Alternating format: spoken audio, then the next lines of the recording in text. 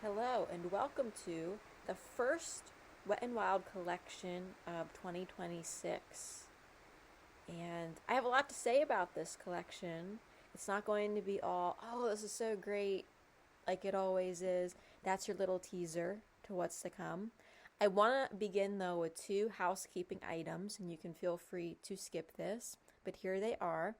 One, after this podcast blog post Substack here that is covering Wet n Wild Winnie the Pooh, I'm going to go on a little spring break. So I'm probably going to be taking about 2 weeks off of blog posts, Substacks, and podcasts attached to those, which will end up being about 3 weeks until something comes out your time, most likely, because I don't really have the ability to work that far in the future. So what I'm working on that week is the thing that you get that week. I just have to go and do some adult stuff. I got to do my taxes and all that boring stuff. And obviously we have Easter coming up and time with the family and such. So this is just a perfect time to take a break. And I will continue with putting out my short form videos. That will give me a chance to get out the Winnie the Pooh. That is more videos than just a regular blog post. So all in all, the stars have aligned and this is the perfect time to do that. And I look forward to connecting with you, of course, once this spring break is over, and we'll pick up with the remainder of the Wet n Wild 2026 new releases. And I'll be posting Dollar Tree makeup to the end of time because I just have that much of it. So I will be back. You probably don't care and don't even need to be told that I'm taking a little break here, but I am. And then second, I thought this was really neat, and I hope I don't go off on too much of a tangent, but a couple days per week I get on Reddit and I scroll through my feed and I will comment on stuff and answer questions.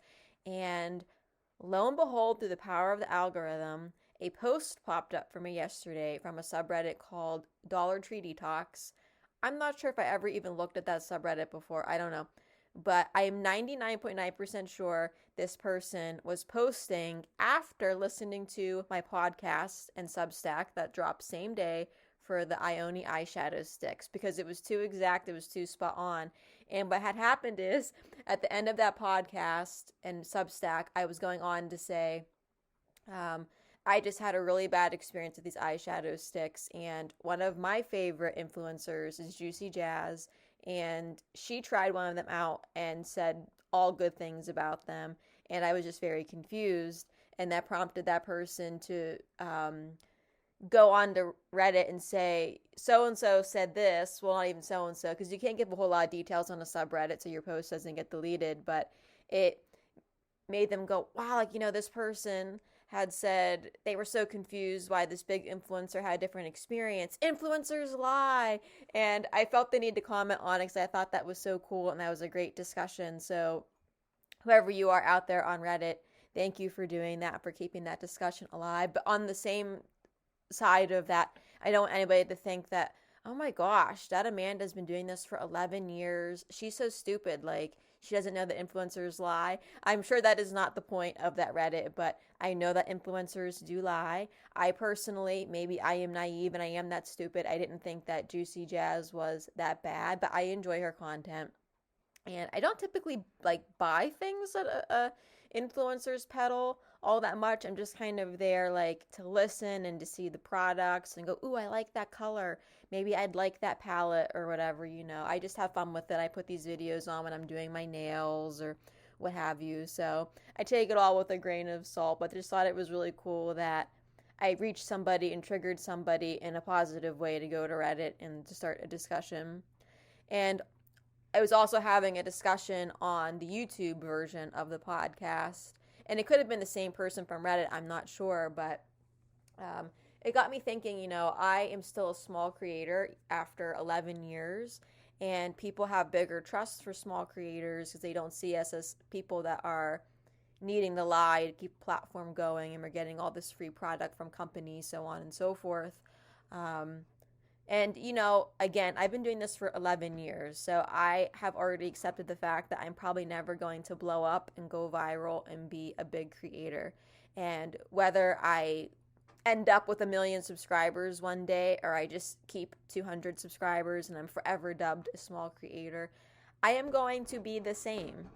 Okay, I am never going to lie. So if that means a mega $1 billion brand doesn't want to work with me, I don't care. I am here to test the stuff for you and tell you what happened to help protect your dollar by not protecting my dollar. I guess that's what I do. That's what I'm passionate about. And if that means one day my favorite brand, Wet n Wild, doesn't want to work with me, so be it. They've never worked with me. I just feel like I need to keep beating the dead horse here. But like, brands don't pay me. Brands don't send me stuff. Anytime I've had a company send me stuff over the past 11 years, it's a little pop-up company you've never heard of. They've sent me product. They've not paid me. However, this year, I don't think I mentioned this, Sally Hansen sent me a PR package. And this is the first time an actual big, well-known, like $1 million brand has sent me something like that. And PR comes with no obligation to post or do or say anything. They just hope that you will share it naturally. And I hope to do that because that's really exciting to me. I like the brand. I love nail polish. And just the fact that they would want to do that for me, is awesome. So I've had the package for several weeks and it's unopened because it's like I want to do something with it, maybe a little video and just share the fun, but that's it. I'm going to be me no matter how many followers that I have, and I'm going to tell you straight up what's going on. And if you don't like that or a brand doesn't like that, buckle up, because that's what it means to be beauty unfiltered. So here we go. I talked way too long on that, I know. Let's get into the actual meat of the collection here, right? So start off with the At a Glance. So this is a limited edition collection. It contains 17 individual products, and I totaled it up for you, $165 before tax. What is interesting in this collection is we have a new formula/format of a blush and highlighter, and it's obviously licensed with Disney, and it's only at Walmart, and we'll talk more on that in like 30 seconds. So here is the full Wet n Wild Winnie the Pooh collection. I have everything. I've tried it all on my face. I've swatched it all. I'm doing 4 makeup looks, so 1 for each character, star ratings, detailed reviews, all the things that I do. I'm convinced that I'm the most detailed Wet n Wild reviewer you have ever found on the internet for the past 11 years. And here we are. So I have a lot to say on the details of this collection. And per usual, you see as I get more passionate, I get louder or start talking faster, right? Wet n Wild has not mentioned this collection exists. It just starts appearing at Walmart and the internet gets excited and we buy it and we talk about it, and in like 2 months from now, all of a sudden they'll say, here's this collection coming soon.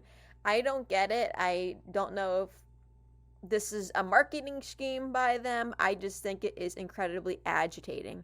So earlier here in March 2026, in-store displays appeared for this collection, and it also came online. So I just walked into Walmart. I happened to find a fresh, untouched display, and I bought everything. And usually what ends up happening is, give it some time, it will pop up at more places. And there's no PR box, so you have to go and buy everything individually. And quite honestly, even if there was a PR box, it probably wouldn't have everything in it anyways. That's what they do. But again, give it some time. There probably will be a box to purchase if you like to collect those. So that's what's going on. This collection, the products have a sweet honey scent and flavor. And you're probably going to see a hell of a lot more Winnie the Pooh this year because this is their 100th anniversary. So I'm sure it won't stop at makeup. You'll probably see cups and bottles and everything in between, right? And just in case you're curious, what are Wet n Wild's previous Disney collaborations that are still available today? Some pieces of them. We had Disney Villains just a few months ago, Wet n Wild Nightmare Before Christmas, and Alice in Wonderland. So they jump around with doing Disney and all sorts of things. And new to this blog post, if you're reading along, I do have a list of all of the products, and it's in a checkbox format. So it's not going to save your selections if you hit the checkbox, but if you're shopping online and in store and you want to check off what you got and what you didn't got while you have the web page open, you can do that. I know I would appreciate something like that as somebody who goes in and buys every single product as the collections get very large. I've made plenty of mistakes of missing something or buying two of something, whatever. And now I'm going to get into the individual product reviews and the claims and the star ratings. And this is where it's going to get lit, okay? So we're starting with the Smackerel of Honey Highlighter. And listen up, because this is going to be essentially the same situation as the Smackerel of Honey Blush. It's the same product, same format, packaging. And these are what is absolutely a new formula for Wet n Wild that they're trying out in this collection. So for the highlighter, the brand says this is a bouncy jelly-like texture that melts into the skin and glides on smoothly for an effortless finish. And it should deliver a soft, radiant glow with buildable shine and give you that golden hour effect. Okay? All right. So this product comes packaged in a pot. And I feel the need to stop here and say Wet n Wild is one of my favorite brands, and they can almost do no wrong. And overall, again, drugstore makeup has really improved over the past several years. And a lot of my reviews come out that the product's really good. I'm not lying about that. That's true.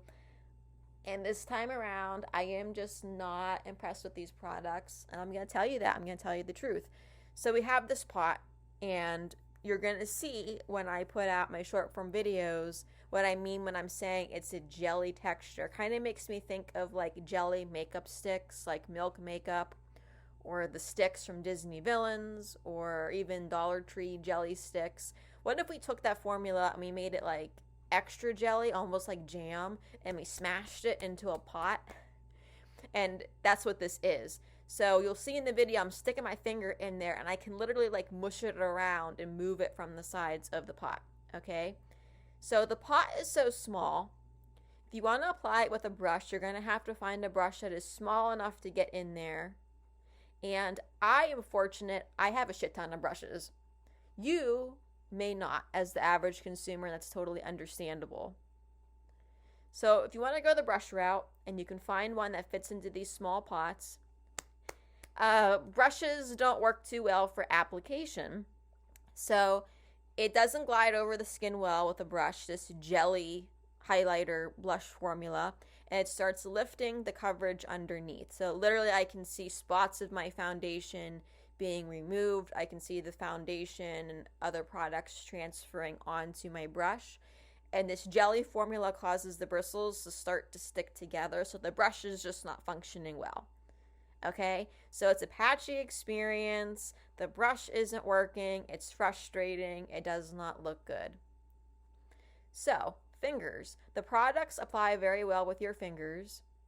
However, I am just not a fan of sticking my fingers in the pot. It's unsanitary. And if you have long nails, given the depth of this pot, I'm just imagining all of the blush, all of the highlighter getting crammed under your fingernails.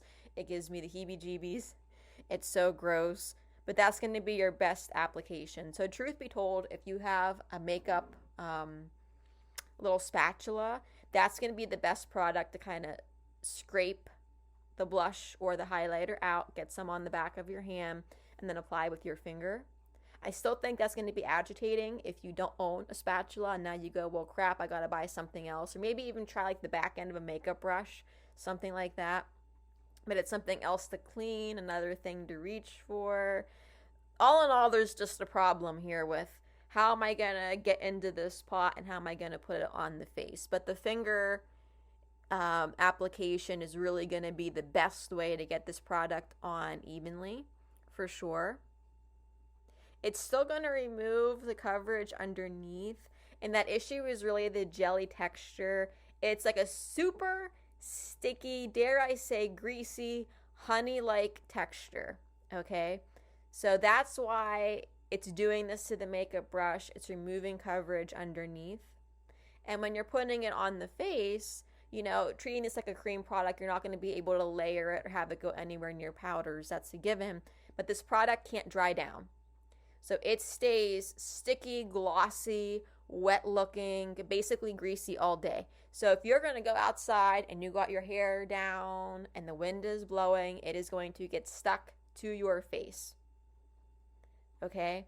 And I have combination skin, and my skincare products control oil development on my face so I don't get shiny, but I still don't appreciate putting on like really shiny, greasy looking products like this. To me, it's just not a good look. It makes me think that I'm getting like oily, shiny, but I'm not. I don't know how else to say it. So wear your hair up with these. But other than that, like the highlighter looks fine. It lasts all day. But I can imagine if you are touching the face or your hair or something is touching your face, that could be where that transfer and fading starts to happen. And I would say like the highlighters look really pretty in the pot. You see this like light creamy color and this purpley pink, but once you actually apply them to the skin, it's basically like a clear gel with lots of glitter in it. So it gives you that wet look, but that's all you kind of get on the face. So there's not like real buildability or color payoff. You can't build these up. They are what they are. I don't know. And the honey scent is very strong in these as well. And I was just smelling it all day on my face. And I guess that's okay. But I know some people are just not going to like that. So I feel like I need to summarize this here because there's a lot going on. They don't like brushes for many reasons. If you can even find a brush that goes in there. Your finger is the best, but it's not hygienic. So you're going to want a spatula or using the opposite end of your makeup brush, the handle, right? To dig in there and get some product out. Then you're probably wasting some product. You can't build them up. They stay sticky and greasy and shiny. I think it's not a good look on combo skin. Your hair is going to be sticking to your face. I'm kind of just like WTF with these. I am just not liking it. To be honest, I'm not going to reach for these again. I just don't know what the hell is going on here. And I'm going to say even more on this collection in the final thoughts, and I'm trying to hold back. But I rated these a 2 out of 5. Maybe I'm being nice. And the swatches are beautiful, and that's going to be an overarching theme of this collection that I'll hit on at the end of my final thoughts, that the swatches look really pretty. And then you put them on the face, and the color's not there or whatever. I don't know. Okay, I do have a summary in the actual blog post of my experience with the highlighters. I feel like I'm at the end of my coffee and I'm talking very disjointedly. So very small, deep pot makes it difficult to get in there with most brushes. It lifts up the coverage underneath. It applies best with your fingers, but it's still going to be sticky and greasy. It goes on clear with glitter. It's not very buildable. It's long lasting to the extent that your hair and stuff isn't getting stuck in it. And there's a strong honey scent going on. So the next product is the Smack Roll Honey Blush Pot, and all of those same issues exist here. So I'm not going to repeat all of that.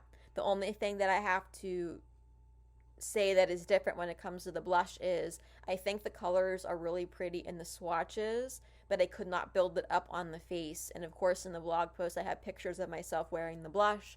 I just can't see much of the actual blush color on the face. But I tried.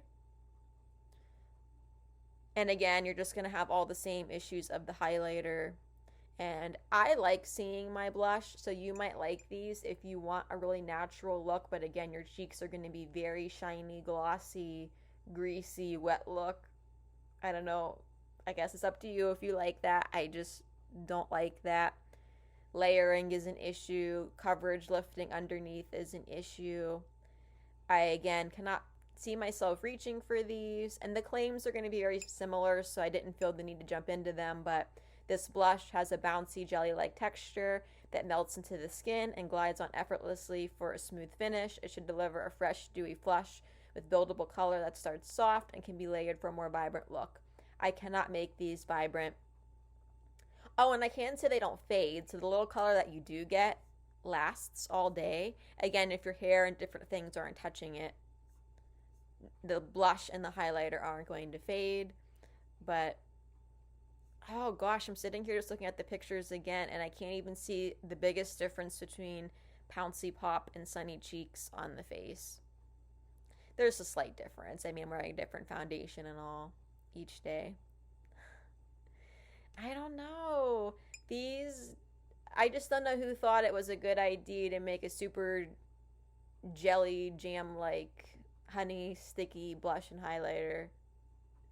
I don't get it. I'm so underwhelmed. I also gave these a 2 out of 5 stars. And again, maybe I'm just being nice and they need to be 1 star. So same packaging, application issues as the highlighter. Sheer color payoff that cannot be built up. Lifts and disrupts base makeup during application. Doesn't layer well due to the greasy texture, but it'll wear well throughout the day without fading if you're not touching it. And I'll just say, the blush comes in 2 shades, Sunny Cheeks and Pouncy Pop. The highlighter came in 2 shades, Tender Glow and Lonely Glow. Woo. I'm going to move on to the 100 Acre Face Balm. And we have seen this before, haven't we? So in the Disney Villains collection, we got 4 of these little potted cream blushes. And then we got 1 in the Fantasy Makers Halloween collection. And I thought for sure they'd bring these to the permanent line for 2026, and they did not.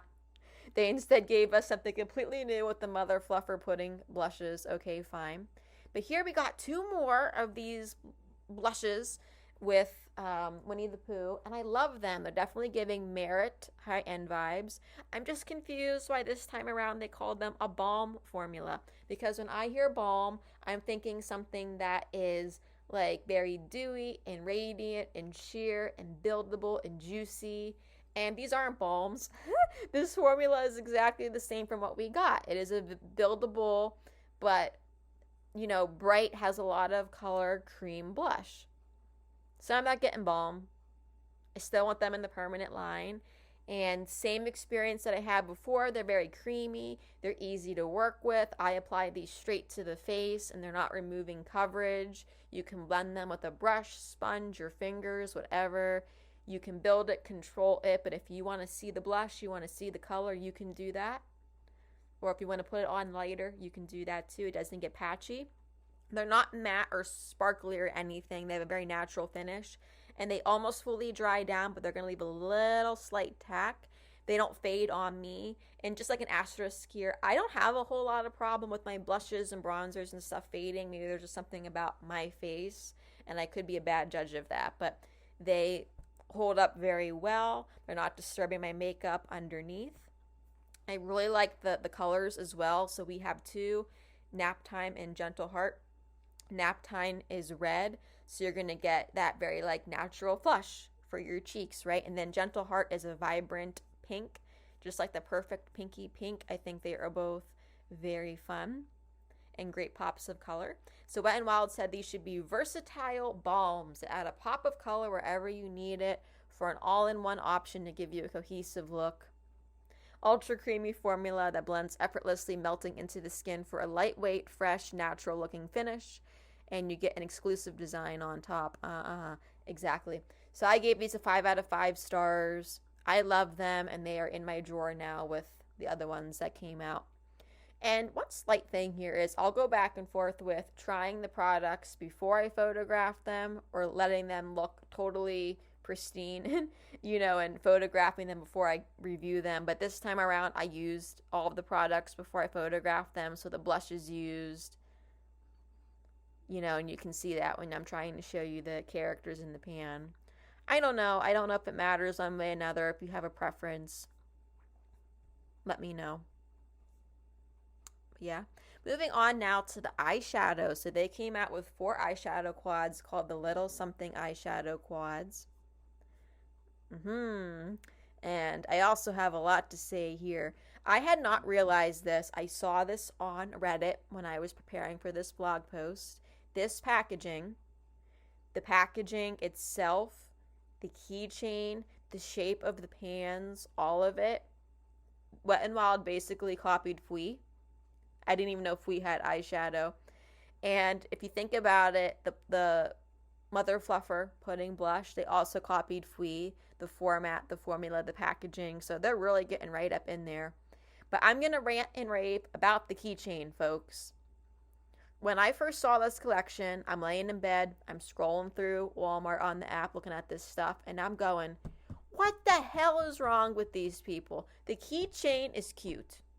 It is. They've put keychains on lip oils and lip glosses in the past. I love it, and I can take them off and clip them on something else. It's collectible, it's fine. Why are we telling people to clip an eyeshadow palette onto something like your purse or your backpack? That's not going to last 2 minutes. That eyeshadow is going to break. So please, for the love of God, do not wear your eyeshadow palettes as a keychain. Just keep the keychain on there because it's pretty, or clip them onto something else. I don't care, but I think this is just wild. Okay, what a stupid idea. All right. Anyway, there's no shade names for the individual colors, which is fine. And I say this in the final thoughts section, but here I'm going to say it right now. These eyeshadows look great as swatches. They do. They're just very pretty. They look pigmented. They look very normal.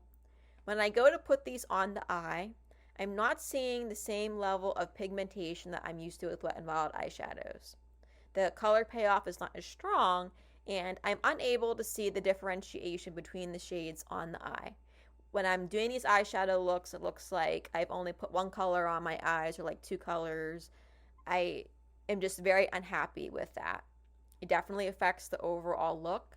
And this goes to show swatching a product is not an indication of the overall wear and the experience. So they're swatching very well on my arm with my fingers, and you're putting on a lot to see the color and the texture. When you go in to the eyes with the brush, eyeshadow primer, the whole 9 yards, I was just very disappointed with the color payoff and the differentiation between the shades.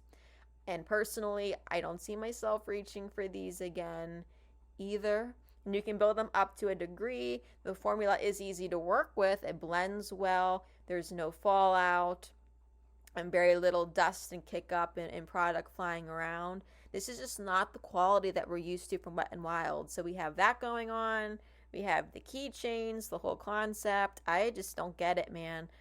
In terms of the eyeshadow palettes themselves, TTFN probably has the most variation between the shades. It's still a minimal difference on the eye, and Think has some differentiation as well. But that's it. I gave these a 3 out of 5 stars. I want to see better. But the claims are the eyeshadow quad features 4 versatile shades, and this is right. You get satin shimmers, mattes, easy to create effortless everyday looks. I don't know. I picked these up. I just don't even feel inspired by the color stories. I didn't do any special like crazy eyeshadow looks with them. Every day I just felt like, what do I do with these?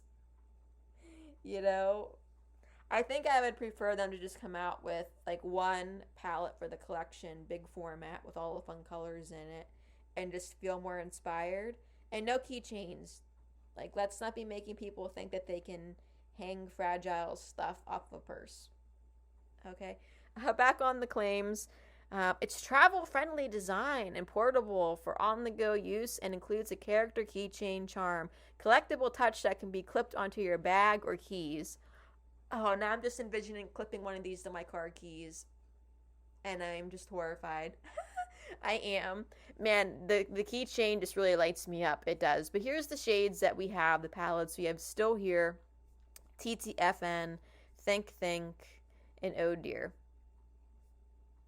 In the pictures, the swatches look so pretty, and then I go on the eye, and it looks like I put one pink eyeshadow all over my eyelid. Woo. Here's the summary of these. Packaging is cute but impractical. As a keychain, it may damage the shadows. Buildable and easy to blend with minimal fallout, softer pigmentation compared to past Wet n Wild formulas, very little shade differentiation within each quad, and not particularly inspiring for creating buried eye looks. Okay, I am done. I am moving on to the Buzz Honey Lip Gloss, and we have 2 of these as well. We have Be Sweet and Be Nice, and when you pull out the applicator, and you'll see right away they really were trying to make this gloss like honey for your lips. It comes out a little gloopy, so just be careful. Don't pull it out too fast, and some might get on your clothes. Okay, this is a thicker format. It's a little on the stickier side. Personally, I don't find it to be uncomfortable. I really think that the texture feels intentional, and with it being a little bit on the thicker side, it's going to last a bit longer than perhaps the next lip gloss, okay? And it does have that honey taste and that scent, so beware. And the one shade is like a pinky tone, and the other one is more like a golden honey. And there's some glitter and shimmer in there. That's fine. Once you put them on, they're very sheer. They're almost clear.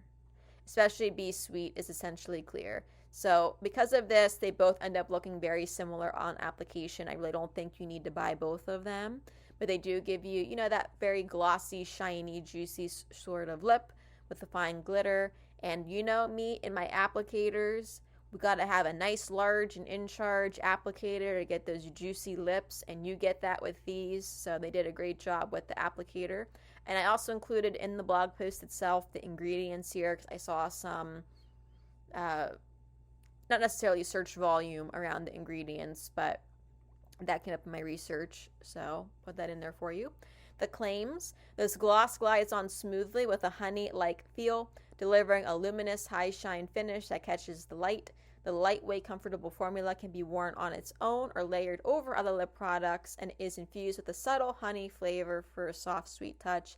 I gave them a 4 out of 5 stars, just because maybe a thicker honey-like lip gloss is not ideal. I don't wear a lot of lip gloss. I don't know. I do, but I don't, mostly for testing. But I could foresee myself reaching for these again when I want that gloss to kind of hang on a little bit longer. And I'm okay with a sheer, like a clear look. I love pairing something like this with a lip liner that enhances like my natural lip color. So I'm on the fence with these ones.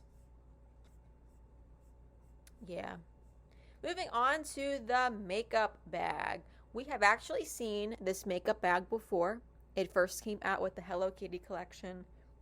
And it's probably my favorite format or shape from Wet n Wild, besides the square shape with the inner mesh pocket they've done for Nightmare Before Christmas and My Melody and Kuromi. I love this design where it folds out flat, but it zips up more compact. And I always test the makeup bags to see if they hold the full collection. And it does, with an exception. You cannot put all 4 headbands in there, but this, I'm not docking it a star because of that. I don't think anybody's going to travel with 4 headbands. It's not realistic. But this bag, it's beautiful. I love the design on the inside. I think that's great. The entire bag is very cute. The zipper pulls are nice. It's sturdy. It feels like it's constructed just fine. It's going to last. But when I was scrolling through Walmart and I was looking at those keychains and I was getting annoyed, I also got annoyed by this bag. Okay, this bag is fuzzy. The bag is Winnie the Pooh, and it is like fuzzy, flocked material. I think this is a horrible idea for a makeup bag. Like, yes, it is so cute and it makes people want to buy it, but you want a makeup bag to be easy to wipe and clean, because you're gonna get something on it. I cannot touch makeup without getting something on my hands. I'm the same way with a marker or a pen or anything else. And when I was doing the swatches in the photography, what do you know? I got some makeup on this bag, and I included a photo. I got it on the ear. And now I'm like, well, how the hell am I going to get this off? I'm thinking like a Tide to Go pen or something like that. But it's just not going to be easy to clean. And Wet n Wild usually just gives you a smooth bag that can be easily wiped down. So what are we doing here? I don't know. This aggravates me. And that's why I gave it a 4 out of 5 stars. Because I think it was cute, but impractical to make it fuzzy. Okay? Here's the claims. This makeup bag is perfectly sized to hold your cosmetics and travel essentials, is convenient for on the go, and it's durable, sturdy, all of that, and the full zip closure glides smoothly and keeps everything secure inside. This is probably one of the first times I'm not really reading the blog post word for word in my voiceover here, because I just had such a crappy experience that I'm ready to rant and rave, and I don't even have to read it word for word, Oh man, and we're ending with the headbands. So they came out with 4 spa style headbands. I have a big head, you guys, and a lot of headbands just don't do it for me. These did not squeeze my head or give me a headache or anything like that. I think they serve their purpose. They work just fine. They're a headband. I don't know what else to say about them, other than you probably don't have to go and buy all 4 of these. This is what kills me as a beauty reviewer. where I insist on buying the full collection. If they come out with 5 makeup bags, I buy 5 bags. I buy all the headbands. If I was a regular consumer, I would only buy one, okay? So don't waste your money, but I did give these a 5 out of 5 stars. They're very cute and the whole bit, you know, especially the Eeyore. But here's the claims. This plush headband adds a cute, playful touch with a hint of nostalgic charm to your routine. The no-slip design keeps hair comfortably in place. And that's true, it didn't move around on me. While you get ready, you cleanse, you unwind. It is versatile enough for both at home and travel, making it a sweet addition to your essentials. And I already own a spa headband, and I didn't need these, but there's Winnie the Pooh, Piglet, Tigger, and Eeyore. And now we're at the point of the makeup looks. So throughout the duration of this blog post, you will be able to see every product on my face. It just depends where you're at in the blog post. But I did 4 full face of Wet n Wild makeup looks, and I listed out all the products for you that I used. And I also provided the instructions to recreate my eyeshadow looks. And I just, in my head, numbered the eyeshadows 1, 2, 3, 4 in order of how they go in the little palette, since there are no shade names. And I've shared those with you so you can see all the eyeshadows and everything on me. I'm not going to read those products to you. So I tallied up the overall star rating and took the average here, and I give this collection a 3 out of 5 stars, which is unusual for Wet n Wild, but you know, it is what it is. Now here's the pros and cons for the collection. So the pros. The 100 Acres Face Balm is pigmented, blendable, and versatile for the cheeks. If I was going to buy anything from this collection, if I were you, I would go for the face balms.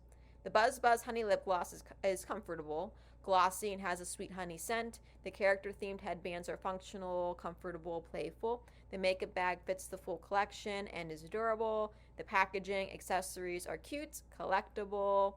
They reflect Disney very well. Face balms, lip gloss, and some accessories perform well, and they are worth considering.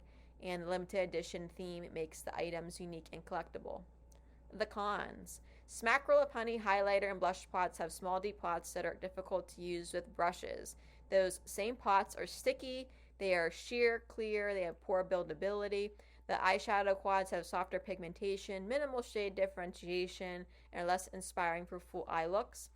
The thicker honey lip gloss may not appeal to you, and the packaging and accessories add bulk and are harder to clean, which I'll touch on again in just a few minutes. And the swatches are very deceptive for this collection. They look much better than they do on the actual face. I have not posted this to Reddit as of yet, but I did pull some initial Reddit comments on this collection, and people had to say, this packaging looks adorable, but the eyeshadow colors are so bland. Yeah, that's right. I got the Pooh blush headband and Pooh eyeshadow at Walmart today.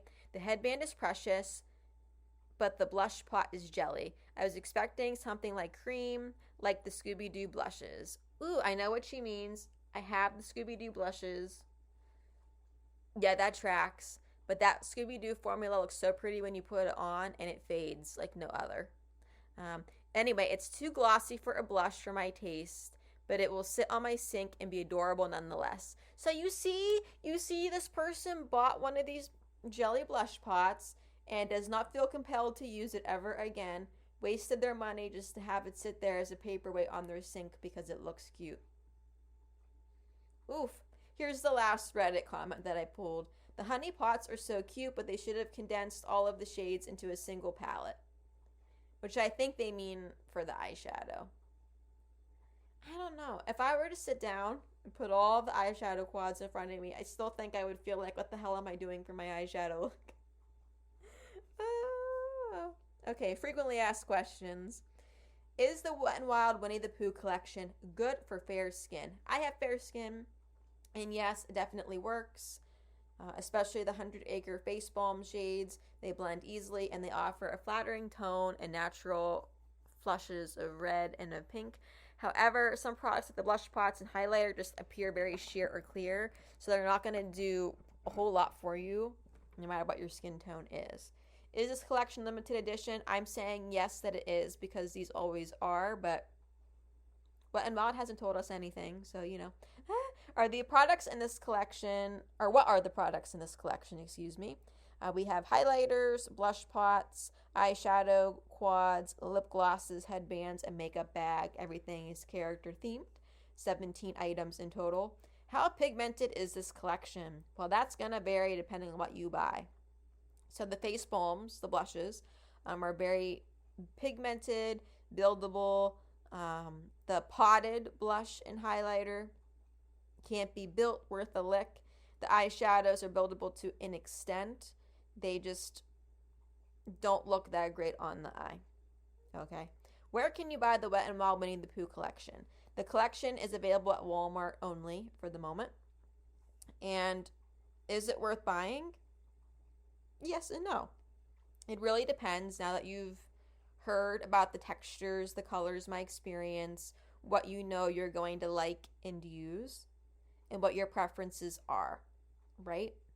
So personally, I think the lip glosses and the face balms and the accessories work well and they're worth considering. I never ever think you have to sit down and buy all of the products. Maybe peruse Reddit too. If you think you're going to buy something here and it's just going to sit on display and that's it, it's probably not worth buying, right? Are these products scented? Oh, yes. They smell and taste like sweet honey. And then I have a table here in the blog post that takes you back through the product, the shade names, and what I rated them with a little note. All kind of summarizes up. And now here's my final thoughts so I can get all worked up again. So I actually love that this collection is smaller. Our previous collections, they've been more like 30 pieces. They're giving you multiple eyelash curlers and these glitter mascaras and so many makeup brushes and multiple makeup bags and all of this. Like, quite honestly, that drives me crazy and it's unnecessary to keep coming out with eyeshadow, eyelash curlers in the bit. So I just love that this is a smaller, more intimate collection, and that makes it more manageable money-wise if you want to collect it. I mean, I'm glad that I only spent $165 and it wasn't nearly $400 for all the stuff. I'm telling you that. I think all of the packaging, the accessories is very cute and great to put on display. But you also have to consider, like when you're thinking about the pots, for example, and they have the character sitting on top. They're like a rubbery material. I don't quite know exactly what. Like, it's cute. But when you do this stuff, it's going to take up more space in your drawer. So for me, I have way too much blush and highlighter, and they're just not going to fit so well, and they're going to be more susceptible to getting dirty, and I don't know how well they're going to clean or if they're going to get stained. The type of material they are makes me think they're going to kind of stain a little bit, so we'll have to see. Just have to think about that. And then here is where I said in the blog post, the swatches are deceptive. The eyeshadows swatch with more pigmentation and color differentiation.